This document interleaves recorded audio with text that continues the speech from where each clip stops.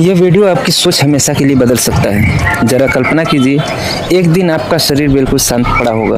आंखें होंगी लेकिन कुछ देख नहीं पाएंगे, कान होंगे लेकिन कुछ सुन नहीं पाएंगे, दिल होगा लेकिन धड़क नहीं रहा होगा, दिमाग होगा लेकिन कोई विचार नहीं होगा। तब लोग कहेंगे विनोद जी नहीं रहे।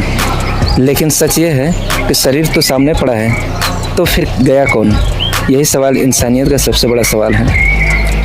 क्या हम सिर्फ शरीर हैं? क्या आत्मा सचमुच होती है? मृत्यु के बाद क्या होता है? क्या विज्ञान आत्मा को मानता है? क्या वेदों ने हजारों साल पहले इसका उत्तर दे दिया था? अगर आपने इस प्रश्न का उत्तर जान लिया तो मृत्यु का डर कम हो जाएगा, जीवन का उद्देश्य स्पष्ट हो जाएगा, रिश्तों की समझ बदल जाएगी और आप पहली बार खुद को पहचानना शुरू कर देंगे। आज की यह वीडियो धार्मिक उपदेश नहीं, यह आपकी पहचान की खोज है।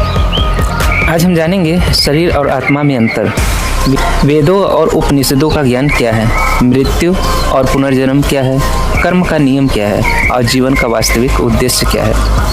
अगर आपने इस वीडियो को अंत तक समझ लिया तो हो सकता है कि आपका जीवन देखने का नज़रिया ही हमेशा के लिए बदल जाए। जन्म के बाद हमें एक नाम दिया जाता है, फिर हमें बताया जाता है यह तुम्हारा शरीर है, यह तुम्हारा परिवार है, यह तुम्हारी पहचान है। धीरे धीरे हम मान लेते हैं कि यही मैं हूँ। लेकिन ध्यान दीजिए, आप कहते हैं मेरा शरीर, मेरा मन, मेरा दिमाग, मेरा विचार, मेरी भावनाएं। जब आप मेरा कहते हैं तो मैं और मेरा अलग हो जाता है। अगर शरीर आपका है तो आप शरीर नहीं हैं, अगर मन आपका है तो आप मन नहीं हैं, अगर विचार आपके हैं तो आप विचार भी नहीं हैं। तो फिर आप हैं कौन? आप आत्मा हैं। यही वेदों का निष्कर्ष है। बचपन की तस्वीरें देखिए, शरीर तो बदल जाता है लेकिन मैं नहीं। चेहरा बदल गया, शरीर बदल गया, आवाज़ बदल गई, सोच बदल गई, लेकिन एक चीज़ नहीं बदली, मैं हूँ। बचपन में भी आप थे, आज भी आप हैं, बुढ़ापे में भी आप रहेंगे। शरीर बदलता है लेकिन अस्तित्व का अनुभव स्थिर रहता है। यही आत्मा की पहली झलक है। फिर है क्या?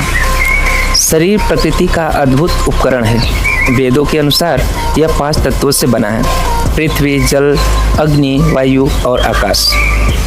विज्ञान कहता है कि शरीर कोशिकाओं, ऊतकों और अंगों से बना है। दोनों दृष्टिकोण अलग भाषा में एक ही बात कहते हैं। शरीर एक संरचना है, लेकिन संरचना स्वयं चेतन नहीं होती। जैसे मोबाइल स्वयं बात नहीं करता, जैसे कार स्वयं नहीं चलती, उसे उपयोग करने वाला चाहिए। शरीर को चलाने वाला कौन है? ये होता है आत्मा।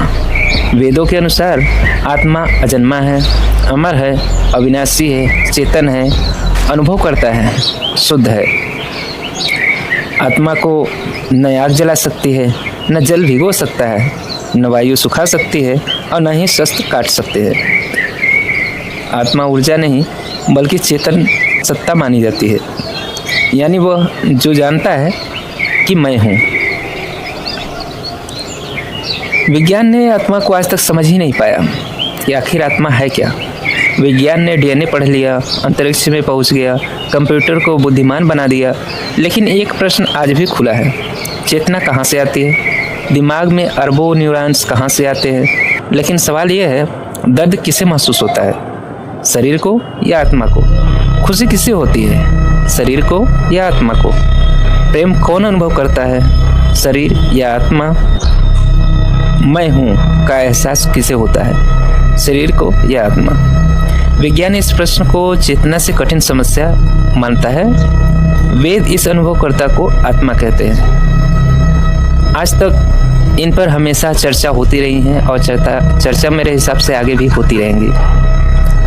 अब उदाहरण के लिए बल्ब और बिजली का ले लीजिए। एक बल्ब जलता है, क्यों? क्योंकि उसमें बिजली होती है। बल्ब टूट जाए, रोशनी बंद, लेकिन बिजली नष्ट हुई नहीं। उसी प्रकार शरीर बल्ब है, आत्मा चेतना का स्रोत है। शरीर नष्ट होता है लेकिन आत्मा नहीं। भगवद गीता में भगवान श्री कृष्ण कहते हैं, आत्मा न जन्म लेती है न मरती है, और जैसे मनुष्य पुराने वस्त्र त्याग कर नए वस्त्र पहनता है, वैसे ही आत्मा पुराने शरीर को छोड़कर नया शरीर धारण करती है। इस उदाहरण में जीवन और मृत्यु का पूरा दर्शन छिपाया गया है। जिसी आत्मा को जान लिया उसने मृत्यु पर विजय पा ली। क्योंकि मृत्यु केवल शरीर का परिवर्तन है, आत्मा का नहीं। अब समझते हैं शरीर और आत्मा का संबंध क्या है। इससे सरल भाषा में समझिए, शरीर कार है, मन स्टीयरिंग है, बुद्धि जीपीएस है और आत्मा ड्राइवर है। जब ड्राइवर निकल जाता है तो कार बेकार हो जाती है, यही मृत्यु है। रात को शरीर बिस्तर पर होता है, लेकिन सपने में आप दौड़ते हैं, डरते हैं, रोते हैं, खुश होते हैं, और अनुभव कौन कर रहा है? यही प्रश्न हमें शरीर से पूरे अनुभवकर्ता की ली जा सकती है। अब प्रश्न आता है, मृत्यु क्या है? मृत्यु आत्मा का अंत नहीं, मृत्यु केवल एक शरीर से दूसरी अवस्था में प्रवेश है। जैसे कोई व्यक्ति पुराना घर छोड़कर नया घर लेता है, वैसे ही आत्मा शरीर बदलती है। वेदों के अनुसार आत्मा शरीर छोड़ती है, कर्मों के संस्कार साथ जाते हैं, आगे की यात्रा उन्हीं के अनुसार होती है।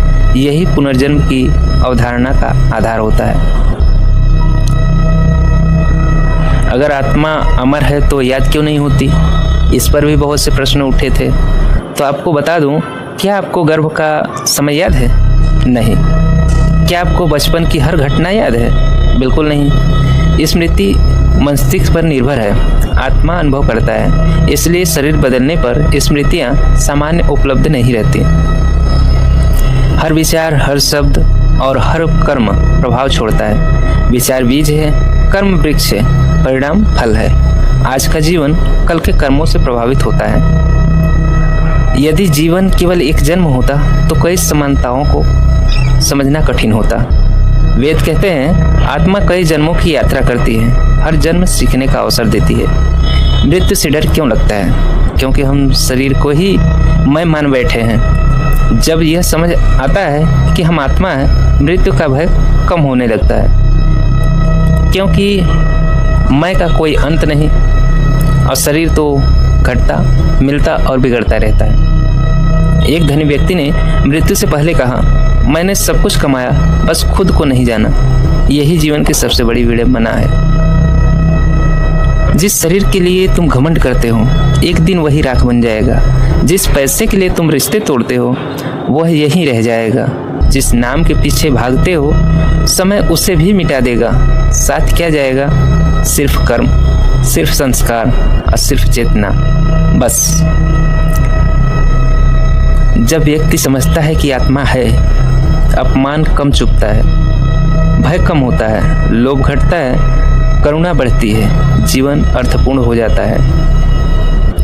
जब आप शांत बैठते हो और विचार को करके देखते हो, तब समझ आता है विचार बदल रहे हैं, भावनाएं बदल रही हैं, शरीर बदल रहा है, लेकिन देखने वाला स्थिर है, वही है आत्मा। जीवन केवल कमाने के लिए नहीं, केवल खाने के लिए नहीं, परिवार चलाने के लिए नहीं और एक दिन चले जाने का नाम नहीं। जीवन का उद्देश्य स्वयं को जानना होता है। आप अपने आप से पूछिए, क्या मैंने सच में जीवन जिया? क्या मैंने खुद को जाना? क्या मैं शांति में हूँ? अगर उत्तर नहीं है तो आज से शुरुआत करें। जैसे सूर्य से किरण निकलती है, वैसे ही आत्मा परम चेतना से जुड़ जाती है। किरण छोटी हो जाती है, लेकिन उसका स्रोत महान होता है।